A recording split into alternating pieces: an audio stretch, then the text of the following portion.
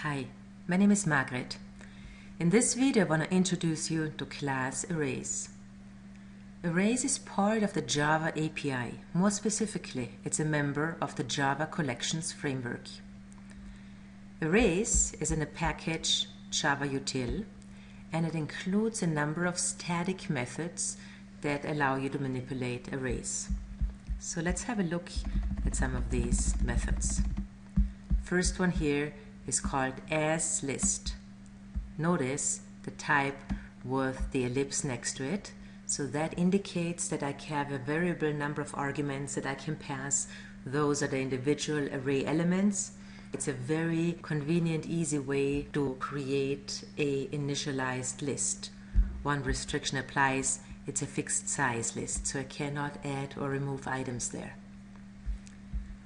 Now next I can see a whole variety of overloaded versions of binarySearch. Let's look at this one here. binarySearch, we provide a character array and a specific character we're looking for, and in return we get an integer, so this integer is the index. Let's have a closer look at the binarySearch method. I prepared already a class and my main method here, and now I'm going to initialize an array. Character, I call it vowels, and I'm going to initialize them with A, U, I, E, O. Notice I mixed them up. Now we're going to loop through all the elements in my array vowels and search for them one at a time. Here's my loop. I say for each character element in vowels do the following, and I'm going to search for each of them. So I say arrays binary search. I'm searching in vowels for my element. Now this is going to return me the index. So I'm going to create an integer index that allows me to store the result, and I'm going to use that to print it out. So here's system out printf %c %d and a new line. First the element and then the index of the element. I'm going to compile and run, and you can see A is on index 0, so this makes sense. Now U looks like it would be an index 1, but it gives me -6. I is on index 2, 0, 1, 2, that makes sense again. E is on -2.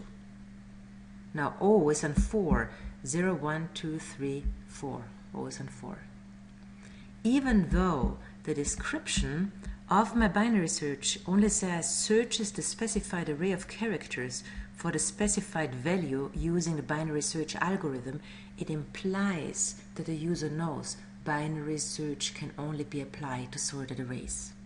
Now it doesn't mention that right here. If I would have clicked on the method header and I would have looked in the more detailed description down here, I would have found out that the array must be sorted. So I'm getting back here to my binarySearch. I want to make a point out of that behavior of binarySearch because it is undefined. You can see some of my vowels return correct results, some of them return incorrect results.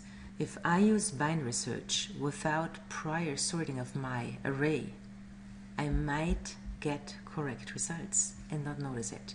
So please do remember, binarySearch can only be applied to sorted collections or sorted arrays.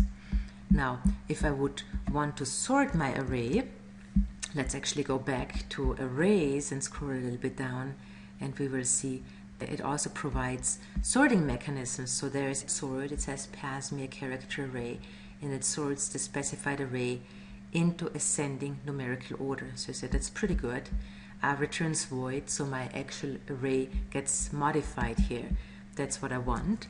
Now I'm going to sort my array. I say arrays sort. I'm going to pass vowels because this is the array I want to sort.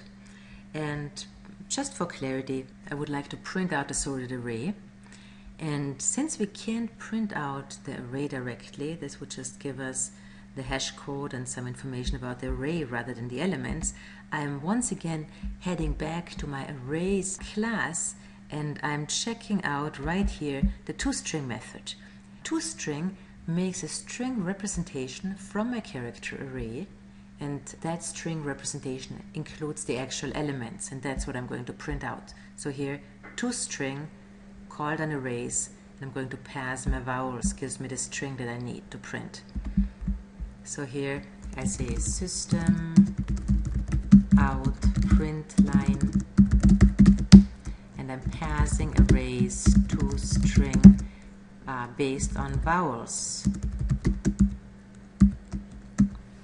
Let's compile that and run it, and we can see the sorted array is now A, E, I, O, U, and if I search for each of my elements, I get 0, 1, 2, 3, 4, which works very nicely.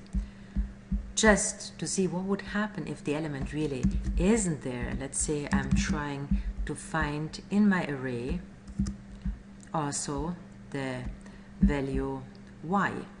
So let's see what happens if I'm looking for y. And of course I have to pass that as a character literal. So that's what I'm going to do right here.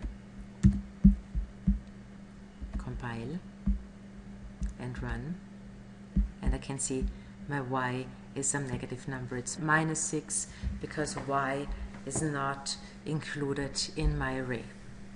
So at this point we looked at the methods toString and sort and binarySearch. Now if I go a little bit further down beyond binarySearch, there's another method that is heavily overloaded. It's called copyOf.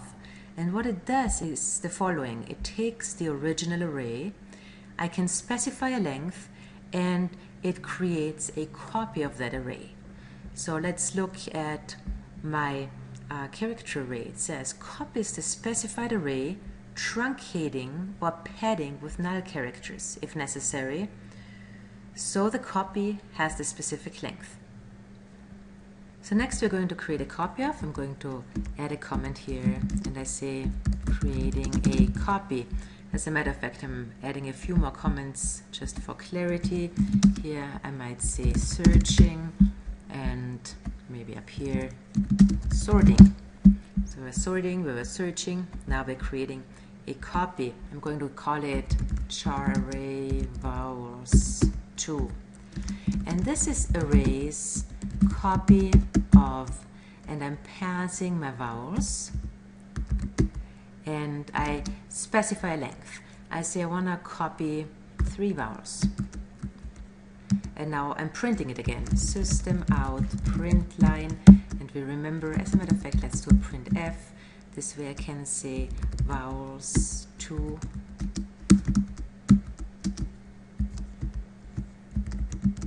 and I'm passing arrays toString with my vowels 2.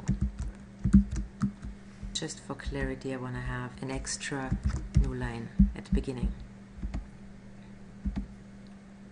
So here it shows me vowels 2 is A, E, I. First 3 vowels. Now if this would have been, let's say, 8, I would have had A, E, I, O, U, and then my null character 3 times, because it was filling up with null characters. So at this point, we looked at searching, at sorting, at toString to print the elements of the array. We were creating a copy, and there's another one I want to focus on a little bit. It's called fill. Fill allows me to fill an array with a specific character. So I could go here and say, well, actually now that I created vowel 2, I changed my mind. I would like all my vowels to be A. And I could just say arrays fill, and now I'm specifying what I want to fill is vowels 2, and what I want to fill it with is the letter A. And once again, I'm going to print out my new array, so I see what I'm doing here. No extra new line this time. I'm going to compile and run, and you can see now my vowels 2 is filled with all A's, because that's what my fill method did.